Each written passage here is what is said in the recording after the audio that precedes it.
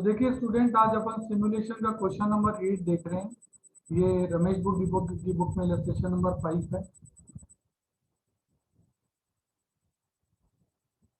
क्या कह रहे हैं आपको? A book store wishes to carry Ramayana in stock. Demand is a probabilistic and replacement of stock take 2 days। 2 दिनों में आपके पास स्टॉक जो है वो आपका आता है।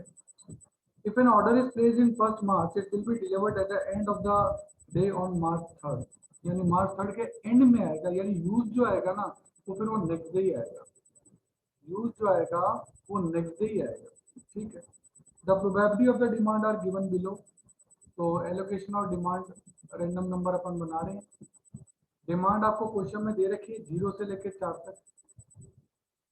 उसकी प्रोबेबिलिटी भी निकाल के दे दी है 0.05, 0.10, 0.30, 0.45 एंड 0.10। अब इसकी क्यूमुलेटिव प्रोबेबिलिटी आप कर ही लोगे 0.05 प्लस 10.15, 0.45, 0.90 एंड 1। और देन इसके रैंडम नंबर बन जाएंगे। यहाँ 5 है तो यहाँ 5 आएगा, 15 है तो 16, तो यहाँ 0 से 4 हो गया, 5 से 14 हो गया। देन यहाँ 15 से आएगा, 16 गलत है, यहाँ 15 से आएगा ये 15 से 44, देन 45 से 89 और देन 90 से 99। इस तरीके से ये आपका रैंडम नंबर जो है वो बन गया। आगे चलते हैं। अब यहाँ आपको क्वेश्चन में कहा गया है each time an order is placed the store incurred an ordering cost of ₹10। यानी ऑर्डर करने की कॉस्ट जो है वो 10 रुपये पर ऑर्डर है। तो कॉस्ट पर ऑर्डर 10 रुपये, ये ध्यान रखना है। द स्टोर ऑल्सो इनकर ए कैरिंग कॉस्ट, यानी एक यूनिट को रखने की कॉस्ट 50 पैसे से 50 पैसे है। The inventory carrying cost is calculated on the basis of the stock of the end of the each day। जितना क्लोजिंग स्टॉक आपके पास रहेगा उसके हिसाब से कैरिंग कॉस्ट आपकी कैलकुलेट की जाएगी। तो पहले हमें टोटल कैलकुलेट करना पड़ेगा। The manager of the book store wishes to compare 2 option of his inventory division. 2 option है। पहला कि वो एक बार में 5 बुक्स का ऑर्डर देगा। ऑप्शन ए है कि वो 5 बुक्स का ऑर्डर देगा।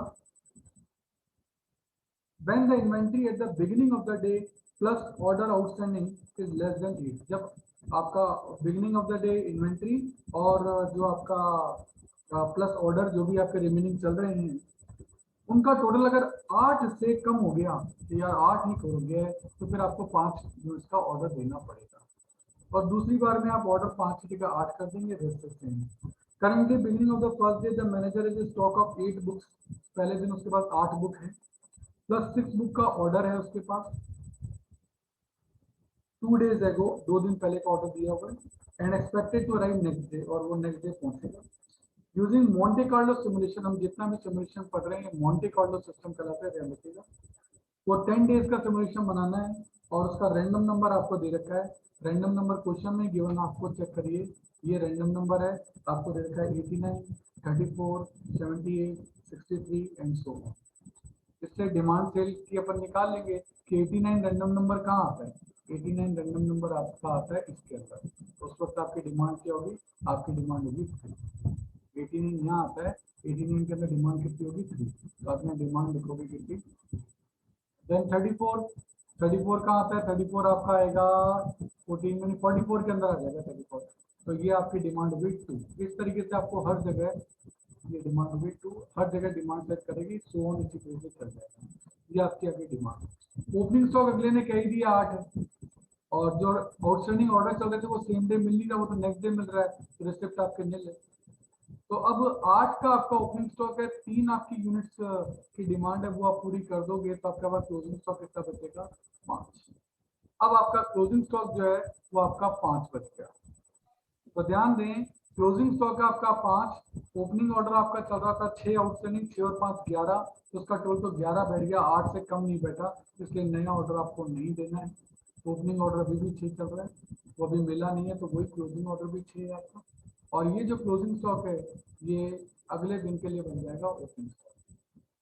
अब अगले दिन डिमांड फिर 2 की होगी, 5 आपके पास पड़ा है, और अब नेक्स्ट डे आपको एक 6 मिल जाएगा, तो क्लोजिंग ऑर्डर जो आपका 6 चल रहा था उसकी रिसिप्ट आपको यहाँ से हो जाएगी। तो ओपनिंग स्टॉक 5 पहले ही पड़ा था, 6 और आ गया, कितना हो गया? 11 यूनिट्स आपके पास हो गई हैं। 2 की डिमांड आ गई तो 2 बिक गई, 6 और 5 11 में से 2 बिक गई तो बची कितनी? 9। तो क्लोजिंग स्टॉक हो गया आपका 9। और अब आउटस्टैंडिंग कुछ भी नहीं है, तो भी ये 9 प्लस आउटस्टैंडिंग 0 है, ओपनिंग ऑर्डर कितना है 0, तो 9 प्लस 0 9, अभी भी 8 से कम नहीं है, तो ऑर्डर देने की कोई जरूरत नहीं है, क्लोजिंग कोई ऑर्डर नहीं है। ये जो क्लोजिंग है ये अगले दिन का क्या बन जाएगा? ओपनिंग बन जाएगा। अब 9 का आपका ओपनिंग स्टॉक है, 3 की डिमांड आ गई, तो आपका क्लोजिंग स्टॉक तो 6 ही बचेगा। अब आपका क्लोजिंग स्टॉक 6 बचा, आउटस्टैंडिंग ऑर्डर कोई है नहीं, अब आपको ऑर्डर करना पड़ेगा, तो टोटल 6 प्लस 0 आपका 6 बैठ है, तो 8 से कम हो गया, तो आपको ऑर्डर करना पड़ेगा, तो आप 5 का नया ऑर्डर दे दोगे। तो पहले 0 का ऑर्डर था, अब 5 का ऑर्डर दे दिया, तब क्लोजिंग ऑर्डर हो गया आपका 5। और ये मिलेगा कितने दिन बाद? ये इसने लिखा था कि इसको मिलने का जो दिन है वो तीसरा दिन है ना, तो 1 2 3 वो यहाँ आके मिलेगा आपको, इसलिए मैंने एरो बनाया, देखो ये कब मिलेगा, ये आपको यहाँ आके मिलेगा। चलिए ठीक है, तो 6 का क्लोजिंग स्टॉक था, ये 6 का अगले दिन क्या बन जाएगा? Opening stock. यह आपका 3 है ही, 3 की डिमांड आ गई, 6 का स्टॉक है तो चला जाएगा, 6 में से 3 तो बचेगा कितना? 3। 3 ये और 5 का स्टॉक चल रहा है ऑर्डर आउटस्टैंडिंग, तो ये हो गए 8, तो नया ऑर्डर देने की जरूरत नहीं है क्योंकि ये 5 यहाँ आ चुका है, और कोई नया ऑर्डर आपने दिया नहीं क्योंकि 5 और 3 8 ही हो रहे हैं, 8 हो रहे हैं तो 8 से कम थोड़ा हो, तो नया ऑर्डर देना नहीं है, तो क्लोजिंग ऑर्डर भी 5 ही है। अब ये अगले दिन आपकी डिमांड है 3, और ये जो क्लोजिंग स्टॉक था ये ओपनिंग स्टॉक बन जाएगा। 3 और 3 कितने हो गए? 3 में से 3 आपके चले गए तो कितने बचे? 0। अब आपके पास 0 है, अब आपके पास जो क्लोजिंग स्टॉक है वो आपका 0 है, रिसिप्ट अभी आपको हो नहीं रही, क्लोजिंग स्टॉक आपका 0 है, तो अब आपका ओपनिंग आउटस्टैंडिंग चल रहा है 5। अगर मैं इन दोनों को ऐड कर दूं तो इनका जो टोटल बैठता है वो बैठता है 5, जो कि 8 से कम है, तो हमें एक नया ऑर्डर और प्लेस करना पड़ेगा।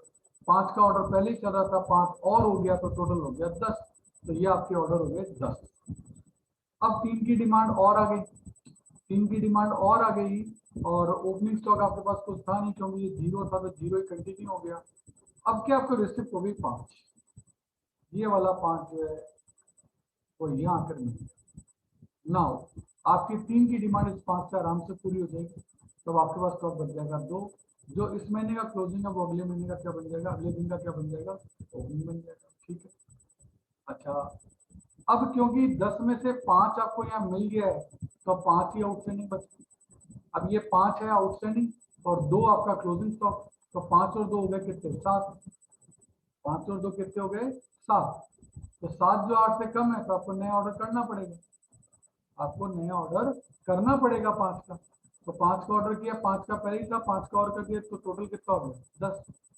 तो कुल मिलाकर जब भी आपको कैलकुलेट करना हो कि आपको ऑर्डर देना है नहीं, तो वो आप क्लोजिंग स्टॉक और ओपनिंग ऑर्डर दोनों को करके करेंगे। क्वेश्चन में वो ओपनिंग स्टॉक लिखा है, लेकिन आपको इसको क्लोजिंग स्टॉक से करके करेंगे, तभी आपका सॉल्यूशन जो है वो एग्जैक्टली बनेगा। अगले दिन डिमांड है आपकी 2, अगले दिन का क्लोजिंग था 2, वो अगले दिन का ओपनिंग बन जाएगा। तो 2 की डिमांड थी, 2 का स्टॉक था, तो रिसिप्ट कुछ हो नहीं रही है, तो 2 में से 2 चला गया, तो आपका क्लोजिंग स्टॉक कितना बचा? 0। ये आउटस्टैंडिंग आपका कितना चल रहा है? 10 चल रहा है, तो ये 10 प्लस 0 अगर अपन करेंगे तो आएगा 10, ये तो 8 से ज्यादा है, तो नया ऑर्डर लेना नहीं, और 10 ओपनिंग था, नया ऑर्डर हुआ नहीं है, तो क्लोजिंग भी 10।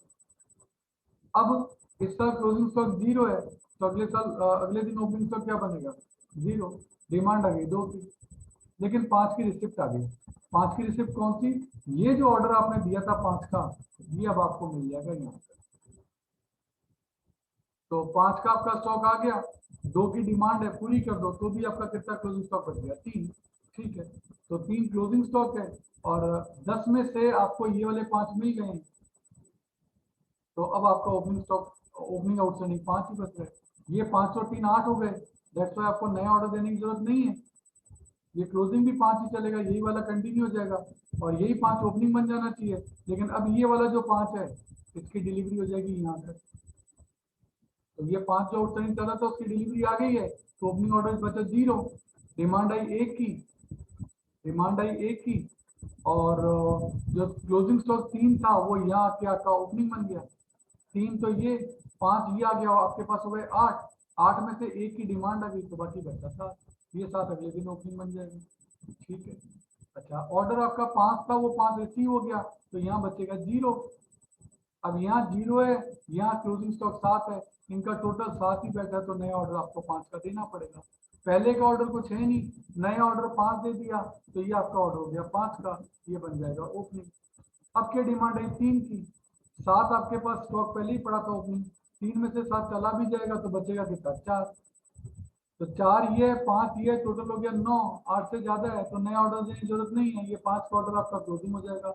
इस तरीके से ये जो आपकी चीजें चलती रहेगी, पर समझने की बात ये है कि क्वेश्चन में बोला है ओपनिंग स्टॉक और ओपनिंग ऑर्डर 8 से ज्यादा हो तो ही ऑर्डर करना है। यहाँ मैं आपको बता रहा हूँ आप क्लोजिंग स्टॉक लेके करेंगे तो ही इसका आंसर सही बैठेगा, ये बात ध्यान रखना। तो अब देखो क्लोजिंग स्टॉक जो है ये आपका इस लाइन का पूरे का टोटल करना है अपन को, कि हमको पता लगे कि इन 10 दिनों में हमारा क्लोजिंग स्टॉक का टोटल क्या रहा, 39। 1 यूनिट की कॉस्ट की कैरिंग कॉस्ट है 50 पैसे, क्वेश्चन में गिवन है, तो 39 यूनिट की कितनी होगी, 19 रुपए 50 पैसे, ये आपकी होगी कैरिंग कॉस्ट।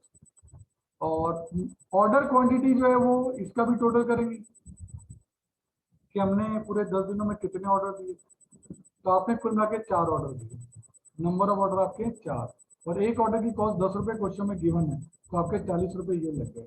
तो कैरिंग कॉस्ट के लग गए 19 रुपए 50 पैसे, ऑर्डरिंग कॉस्ट के लग गए 40 रुपए, दोनों को जोड़ देंगे तो आपकी टोटल कॉस्ट निकल जाएगी 59.5।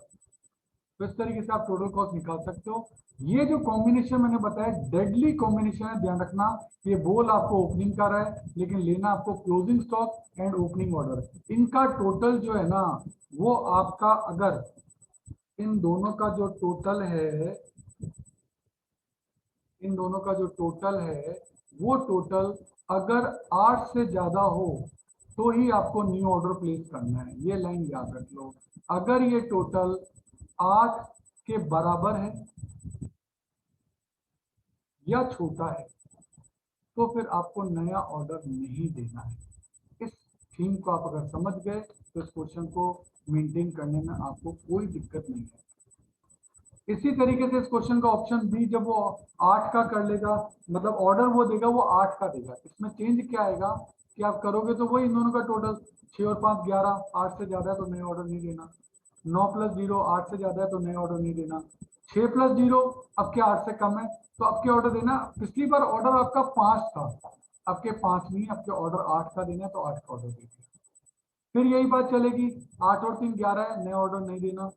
ये 8 है, 8 तक भी नहीं देना। ये 5 है, अब टोटल 5 है तो नया ऑर्डर दे दो। अब टोटल 11 है तो ऑर्डर नहीं देना है। अब टोटल 9 है, ऑर्डर नहीं देना है। अब टोटल 8 है, 8 पे भी नहीं देना, 8 से कम पे देना है। अब टोटल 5 है तो ऑर्डर देना पड़ेगा। तो इस तरीके से अगर आप चलोगे तो आपको कोई भी दिक्कत इस क्वेश्चन में नहीं है।